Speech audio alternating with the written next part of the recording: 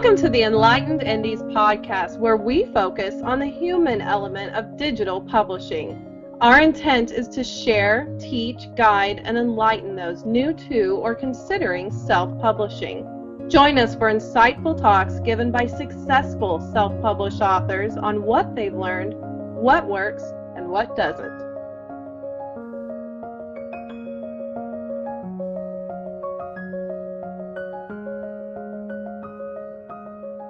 Hello and welcome to the Enlightened Indies podcast. Today we have Nalena from BookSense, and Nalena has a very interesting service for authors. She is the owner of BookSense, and she actually makes candles for books. Hello. Hi, thanks so much for having me today. No problem. I'm so happy you could make it. Tell us more about BookSense and making candles and making specific scents for books.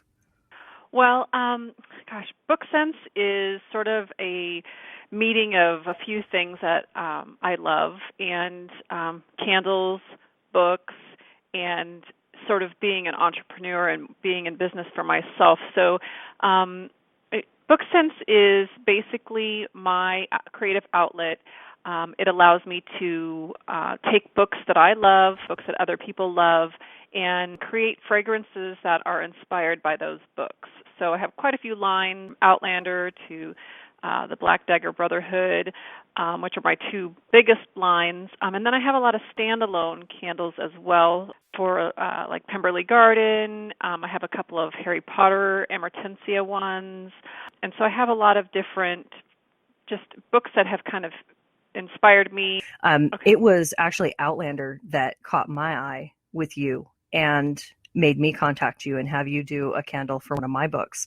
How did you go about getting permission to do that with Outlander for those candles? I assume you had to have permission to use the name. Well, that's a great question. I actually went in without permission. Unfortunately, I just wanted to have something that was inspired by that book and the books that are involved with that. However, Ms. Gabaldon Diana has heard of my candles, and her publishers actually utilized my candles as part of a giveaway when her last book came out. So they purchased candles from me, which was such an honor. And so she knows I'm out there and basically endorsed by using my candles as giveaways. And so, most other authors, like when I work one-on-one with authors, which I'm sure we'll get to, but I always have, releases and agreements and all of those things. But Diana is such a big character, I think with all of the TV show and everything. Right. Okay, so you kind of jumped in both feet first and then kind of figured out the legalities of it later. Yeah, and I think a lot of business owners sort of do that. They go in and they think, oh, I want to do this creative thing, and then you go, oh my goodness, yeah, what was I thinking, right? Right. So, well, lesson learned for the next time. I'm sure it helps you get everything in line for working with future authors. So Absolutely. That's neat. That's really neat. So I've worked with you. I've just for full disclosure, I've hired you to create a candle for one of my books, and we've since pulled it, and we're going to re-release it later with the candle scent. But one of my favorite fragrances so far. Oh, you did an amazing job. You did an amazing job. I still have several from the pack that you sent me because I use them sparingly because I know, I absolutely love what you did with that. And I can't wait for the re-release because I love the book too, by the way. Awesome. Thank you. I'm looking forward to it too. It's on the big, massive list of things to do.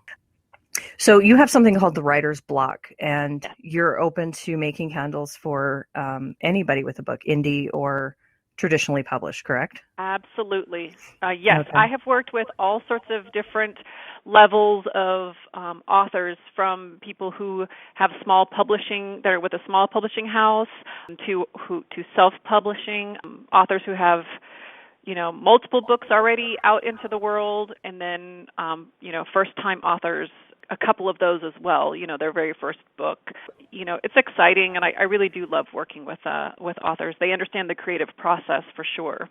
Right. And I enjoyed working with you because you you really know what you're doing. And I didn't have to, I know some authors like a little bit more control when it comes to creating offshoot things like this, but I really enjoyed just saying, do your thing. This is what you do. And you came back with something that just exceeded my expectations. Awesome. And yeah, and it made great Christmas gifts last year, and it was that's what Monica and Lisa got for Christmas, by the way. That's great. Um, I really enjoyed that part because sometimes I get so overloaded, and I know other authors do too, that we just can't stop and think. Especially, I don't know about sense. I don't know, how all that works. So I liked it that you were so competent in what you do that I could just say, just go for it. You're right, and I appreciate that because you're right. There have been authors who, like you, who let me have the creative control. I mean, obviously we interact, and I send you samples, and you give the final approval. But other times, and I understand, an author has an idea, just like they have in their brain about how they want a story to go. Sometimes they have an idea of what exactly they want, and there's been, I say, a small amount, but maybe 2 or 3 that have come to me and said, this is what I want. This is what I want it to smell like. I still give them samples because from the sciencey point of view, the fragrance oil, when you blend things, scents are stronger depending upon how much you put in. And so the details related to that, I still can work with them on that. But, they come in with an idea and that's what they want to do. And then we just come together. And other times it's, a free-for-all, and we have a great time trying to figure out which one is going to be the right fragrance. Right. Yeah. It was a really smooth process working with you. I really, really enjoyed it. I'm actually looking forward to having you do one for 1929. That's going to be, or a specific character, actually. I think we decided that's kind of too broad. I think we're going to start doing the main characters and start knocking those out one by one. So great. I'm looking forward to Ariana's, actually. I think hers is going to be very, very red and sexy. Talk about a big personality to fit into a candle. Right. I know. I'm glad I'm sitting. Oh, man. She's a challenge in every way. I love her, though. She's great. I do too. I love her, I love her and hate her both. Of course, but right. That's what makes her so great. But she's, I just did a blog post on her, actually, and we talked about, you need drama, you need upset. It's just add Ariana and poof, Yep, there she is. So you've got something called the Writer's Block, which is a package that can be purchased. I've already been through this with you, but walk me through that as if I'm just coming to you saying, hey, I'm thinking about having a designer candle made for my book, and I approach you. Walk us through that step by step. What does that entail? Okay. Well, initially, I like the authors I have like a little survey, and basically, it's really for me to get to know the author and sort of basic contact information, the boring details, but also what book are they looking to? Is it a book? Is it a character? Do they have any bits and pieces that are important to them? Right from the get-go, I like to get that information up front. Then we start to communicate. I read the book. That's usually step 2 after the initial communication, just trying to get to know each other and timelines and things of that sort. I try to read the book if it's available, and then, which 99% of the time it usually is. Then from there, I identify some fragrances that I think sort of stand out, and I pull from different parts of the book. And a lot of times customers will say, well, I didn't think this smelled exactly like that character, and I always say, I can appreciate that, but I don't always try to match. It's not a matching game. It's more of an inspiration thing. It's something that comes to me as I work through the book and kind of get to know the person. So it might be something in the setting, in a particular part of the book where the character is in a location and they have this experience, and that seems to me to be like a turning point for the character. So sometimes even that will be the piece that I pull out and say, let's look at this. Other times when authors are really descriptive, they are very specific about a fragrance, smell, and how a character smells, so I can do that. But there's also things like the whole book. I gave an example on my blog once. I did a candle for Echo in the Bone, which is one of the Outlander series books. And that book spans time, space, Right. comments, everywhere. And so I had to really kind of find some a general fragrance or multiple fragrances to kind of encompass a multiple of different things. So I try to do that as I go through the book, and that's where a lot of the work goes. I spend a lot of time in that step, looking at reading the book, and then going through what the options are, and then trying to match fragrances that I have, fragrance oils that I have to those scents. Then, even more fun, I get to play. I take off the creative hat and I put on the science hat, and the science hat says, okay, you have to figure out which things go together, how much you can put of each thing. I have ratios, predetermined, but then, fitting the fragrances in like that. So then it's fragrance development, and then I send samples once I've decided I like the ones that we've come up with. I send those to the author. Author says, I love all of them, or I love one of them, or I love none of them, and then we work from there, and that's where we decide if they like something that I've already sent, we pick that, or we choose. If they don't like something, don't like any of the 4 samples, because it's usually 4 samples that I send at a time to give some options. If they don't like that, then I will recreate. We'll go back to the drawing board, and we'll work again until we find something that works. Usually by the second box, I don't think I've had anybody go past that second set of 4 samples. Then we've got a decision made and a candle approved. Then it's just deciding, what do we call the candle? What color do we want it to be? And then deciding if you want anything beyond the initial candle creation. Because I have it broken into 4 different packages that you can purchase, like predetermined packages. So the foundation is just all of that front-end work, and then listing the candle in my store so that you can share it with friends and fans or whatever, and they can purchase their own candle. And you make those on demand as they're ordered? Yes, from I make those. Exactly, I make those on demand. And then after that, I have 3 other blocks that I call them blocks, just kind of the writer's block thing. It's a little thing there, but I like that. trying to keep all the theme together. But, I like that. But each block is a little bit more in price, but it comes with a lot more things. So it has more candle products, and it also has some online services. So once the author, and not to get too detailed into that right now, but what the author is allowed to do then is just decide, okay, well, what do I want to do? How many? Do I want a bunch of candle products? Do I want some? And then we decide quantities, and then I create everything. The other thing that I do when asked to do that, or when it works out with the author, and it hasn't always been that way with every single author, is I can also help create a custom label that they can use. So if they take it to like a book convention or something like that, and maybe they got some tins, I do have 4-ounce tins, then they have a little label on top that is specific to their book, and it's not about me so much as it's about them, because my standard label is all about my company and the candle and the fragrance. And that's what I was going to ask, is who makes the label for that candle? Is it either or both? Well, I do all of the labels. So usually what I ask in part of the release that we talked about earlier is releasing, use of a book cover or some sort of photography of some sort, any graphics that they have. And I always ask, do you have something specific? Because a lot of authors will have what they use on their cover, but they'll have a bunch of other artwork that they have from different social media and other things, and they say, ooh, I want to try this or that. I've had a couple say, make something for me, which not my forte. I'd rather not try to do graphic art because that's not what I do. But I have worked a few things out for people so that they can have something specific for their candles. But I prefer the author to provide me with something so that I can, have something that works for their branding, not my branding. Right. Oh, so you have different packages that you mentioned. So say an author is new and they're just getting started and they can really only afford just to have a candle created, just to kind of secure that. And is it possible to upgrade later?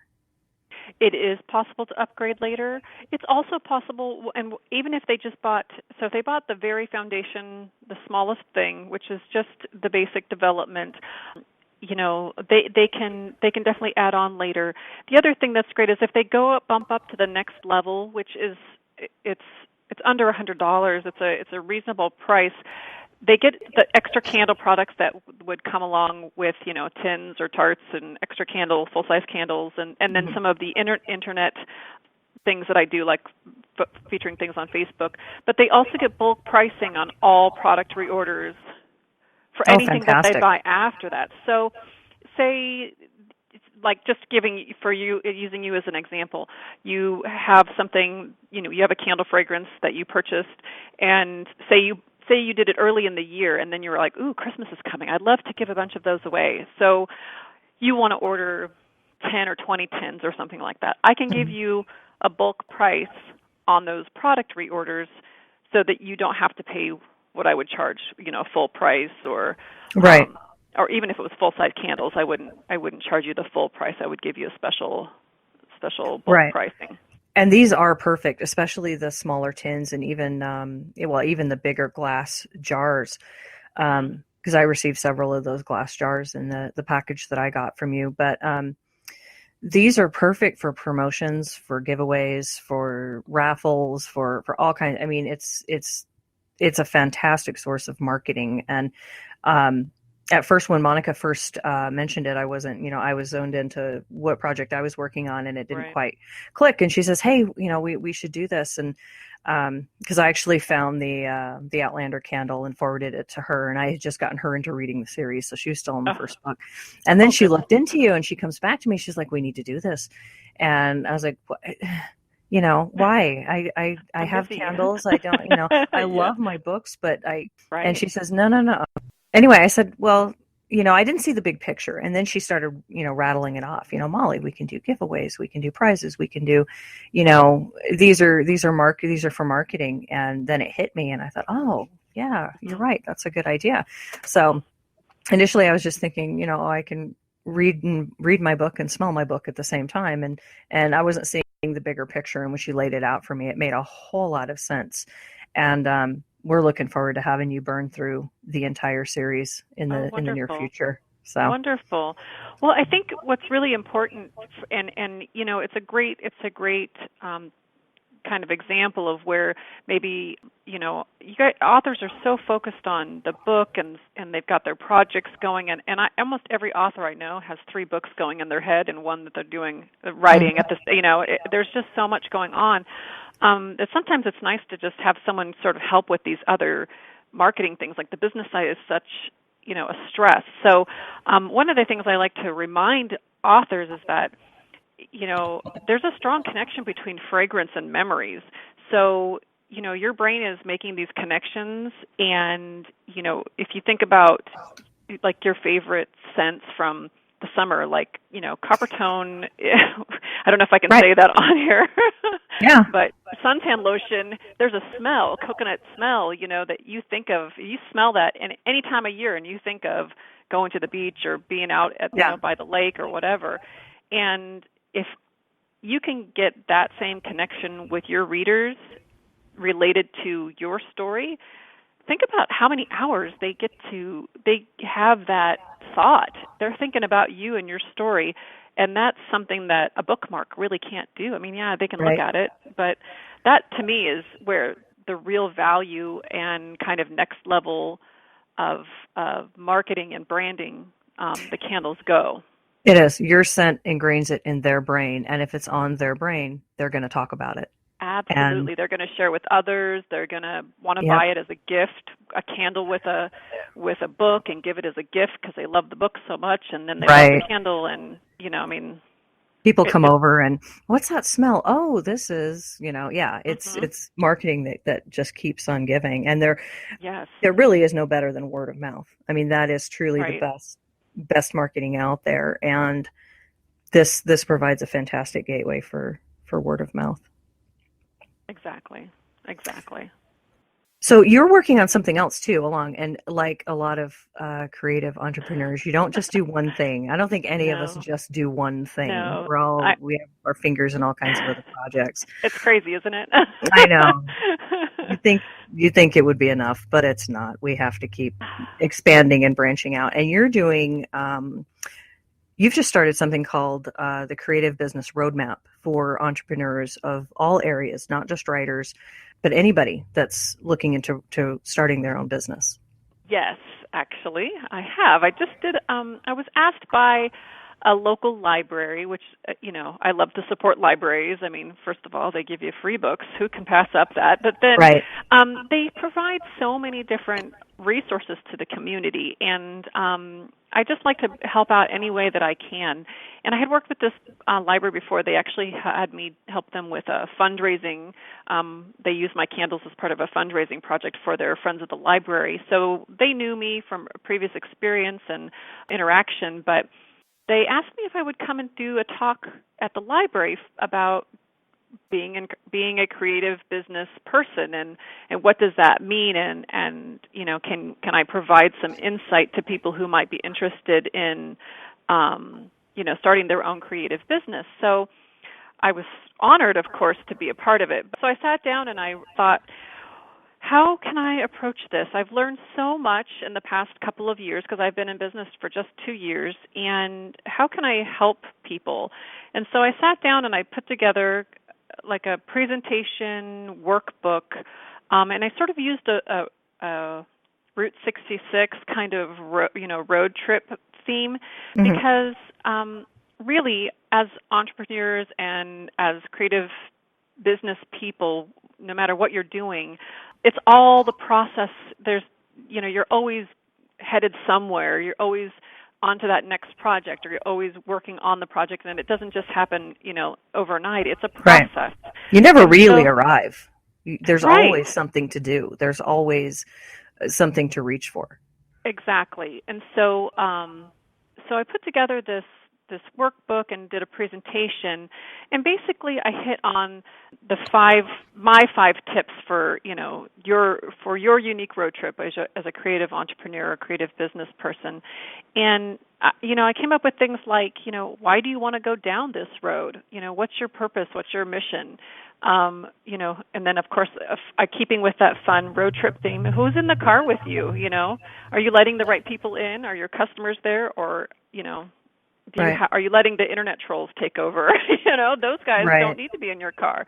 And so that's sort of some ideas, having to dealing with customers, having to deal with, what kind of products and services you're going to put out there, how to match your services or your products with your ideal customer, making sure you have a plan, that you have goals, and that you have a support system too. And I'm not talking about like, your mom, your husband, wife, dad, or whatever. Yeah. I'm talking about like people who are your accountability either in your group, whether it's other writers or other creatives, or maybe it's just, your book club, that the ladies in that group, or the people that are in there are cheering you on. They're there to say, hey, I'm so glad I heard you made this milestone, congratulations. And they have the enthusiasm that keep you going. And do you have mentors and other things like that? And so Right. I try to hit on a lot of different things because although it's only 5 things, I tried to hit on a lot of things because that were big issues that, as I've been in business for 2 years, have learned are really, really important to be successful, and maybe not successful like making $1 million today, but being successful because every day you wake up and you feel like you're doing a great job and Right. you're enjoying it. Yeah, I initially defined success as I don't have to set an alarm clock. Like, to me, that was success beyond Yes. money, beyond status, beyond anything as personal to me. It's like Right. and the crazy thing is, once I was able to ditch the alarm clock, I started waking up at like 5:30 in the morning on my own. I'm like, this is so not fair. This is what's happening. What I had planned. And so to this day, I wake up between 5:30 and 6:30 naturally every single morning. Yeah. And but yeah, that was my original definition of success when I was first starting, and I lived by that clock. And actually, me and my husband, we got rid of our watches too. We don't wear watches because we don't like to be slaves to the clock. Right. I kind of am, sort of, anyway. But as far as when I get up and when I go to bed, I'm really Right. not. And to me, that was, the main definition of being successful, if I could live without a clock. And it took me a couple of years, but I finally got there. And yeah, I like it that you started it with, why do you want to do this? Why do you want to get into this? Yeah. Because I think if their answer is, to make a lot of money, if that's their first answer, it's going to be a hard road because you have Right. to love insanely first. I've read a lot of what Steve Jobs has said, and Mm, he's like, you just have to have this insane passion for what you're doing, and money has to actually be kind of an afterthought. That's yeah. just a fringe benefit to Right. absolutely being crazy about what you're doing. And I don't see the people that I know that are extremely passionate about what they do. They don't fail. But yeah, if you're successful if your recipe starts with I absolutely love this, and money is an afterthought. It really, because I doubt you didn't get into the candle thing to get rich. You got into it for because you loved it. It's a really cool idea, and I don't think there's anything else out there like it. I haven't seen anything anyway. I really didn't. I really didn't look at the financial, am I going to be a millionaire? And I don't think that's not really my goal. I mean, I think for me it's really right now, I mean, looking at because as I was saying to you before, Christmas is looming, and I'm sort of in the chaos of Christmas and holiday shopping and all of that has sort of kicked in. So I'm already thinking about what are my goals for 2016, and one of them is really to work more with authors because I love that aspect of my business so much. So that's where my goals are. They don't ever really revolve around a dollar sign, which is, I think, positive, just because whatever happens from there is gravy. It's the extra. Right. Well, and that's probably why you've been successful. Um, Chasing the money just to chase the money, it just doesn't really work. I mean, That's maybe it does for fine. that weird person out there, but for the Right. most part, yeah, you got to have a passion for what you're doing. And I just think it's so neat how books words translate to you differently. They translate to me, and they turn into books. They translate for you, and you smell sense, Right. and Monica, when she reads, she sees images and makes covers, and I just think it's really neat how Oh, that thanks. translates differently in Yeah. people's brains. That's just so fascinating. Yeah, I actually had an artist friend. She paints beautiful work. And she said to me, I'm struggling. I mean, she's creative, this creative person. She says, I'm struggling to understand how you do that. It's like someone asking me to paint music. I don't know that I could do it. And I thought, that's really interesting because I never thought about it that way. But I guess we all take something and turn it into something else. And however, whatever works for our brain, and for some people it's images. So when I read, I don't always see images. Sometimes I do. So I always find that fascinating that people can have these expansive visions of what it is that they're reading, to include what a character looks like from head to toe, and they just have it to the T. And I sort of have these glimpses. It's more like a dream state than like living things. Mhm. So I always think that's really interesting, how people can look at two or three people can look at the same thing and completely see, hear, smell something different. Yeah, it's really neat. It's really fascinating, and it's best when it all comes together. Right. So your creative business roadmap, is that available for purchase, for download? What's going on with that? Well, right now it's sort of, and unfortunately because of the Christmas thing, I haven't done a lot for it. But I'd be interested in talking to people if anybody is interested in learning more. I'd be happy to see. Maybe I could talk with a few people and see if they find it useful, and if it's something that I could expand on and maybe do.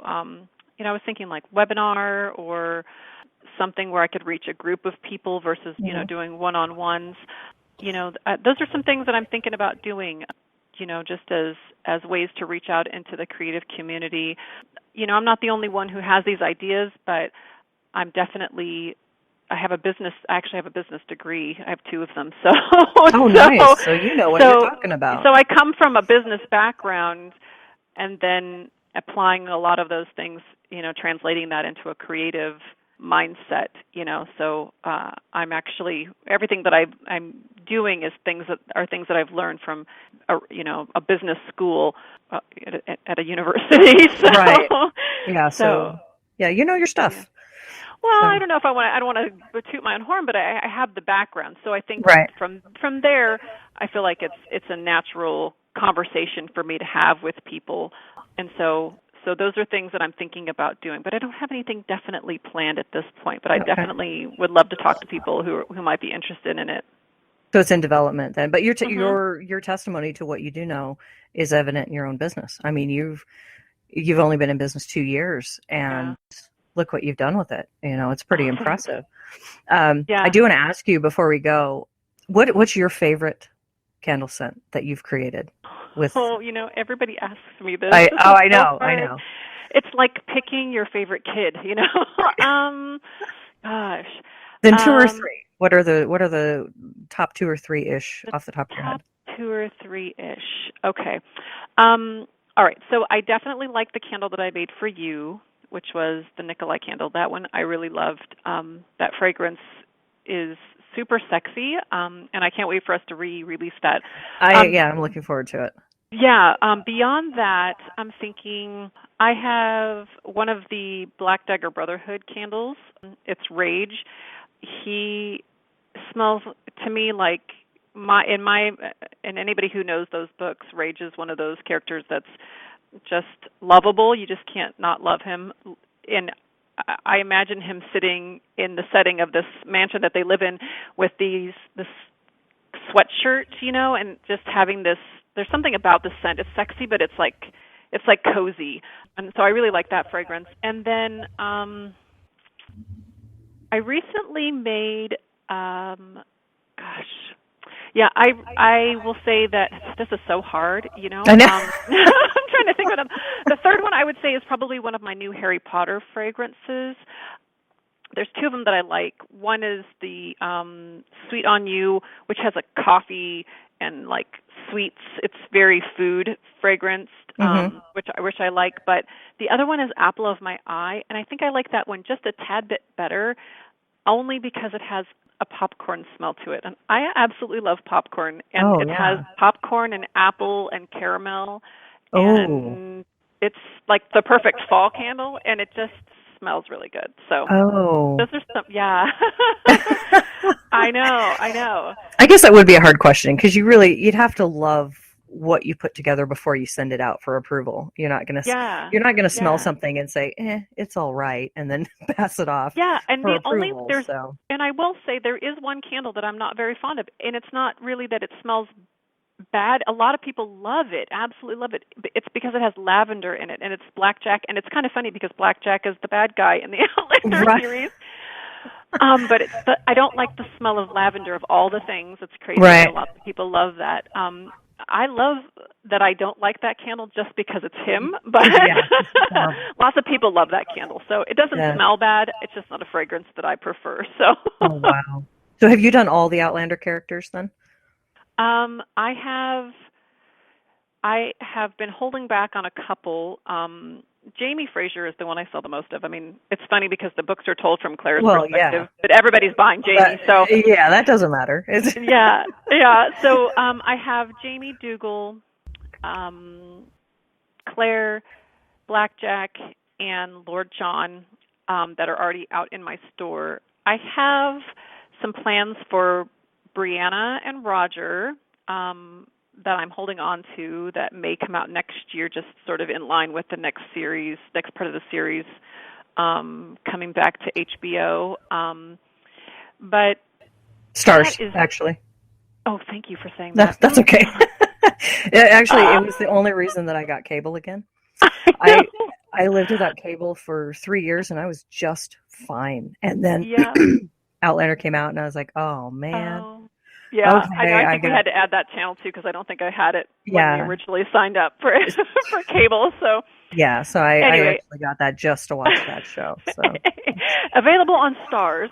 Yeah. Sorry, Stars. That's okay. And I think that might be it. There's so many key characters as you move through the books.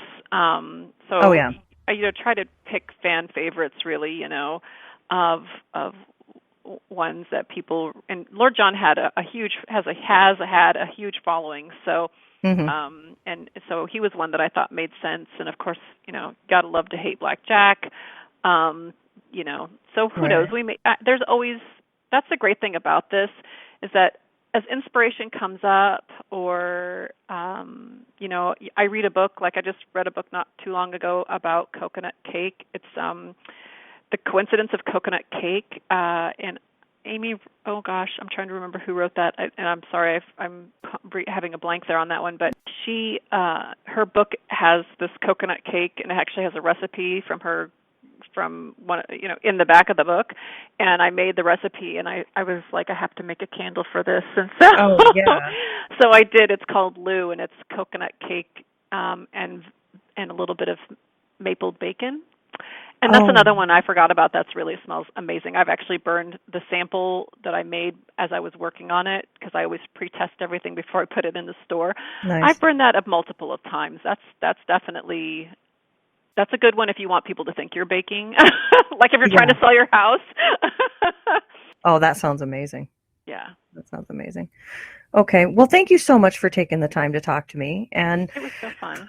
I love it that you're more than willing to work with indies, and this is just such, I can speak from personal experience, it's just such a great thing for marketing. It really is. It's worth the investment, which is not as hefty as you might think. It's your prices are extremely reasonable too. I wanted to comment on that.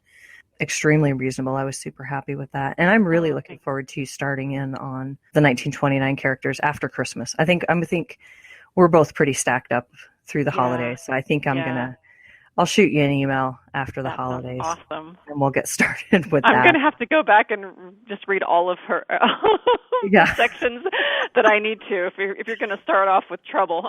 Yeah. I might. I don't know if I'll come out with her first or if I'll come out with Jonathan first, but we'll see. We'll see. Or I might just let you choose. I like just giving over the creative control. I mean, you've read 1929 and you liked it, and I might just say, hey, pick one. Just pick one and do it. I don't care. We're going to do them all, so it doesn't matter. Oh my goodness. Okay. But I love the challenge. Yeah, that would be easiest for me. Just whichever one you feel like working on. But thanks so much. Absolutely. Thank you so much for having me. It was a pleasure. Pleasure to be with you. I loved having you on. Thank you so much.